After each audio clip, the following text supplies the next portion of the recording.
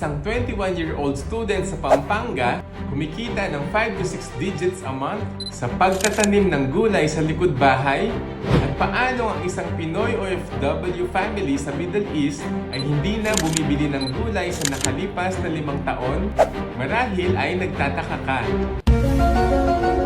At sure akong yan din ang dahilan kung bakit kailangan mong tapusin ang video na to para matutunan mo ang isang skill na pandemic-proof at maaaring makapagbigay sa pamilya mo ng isang legit na business idea.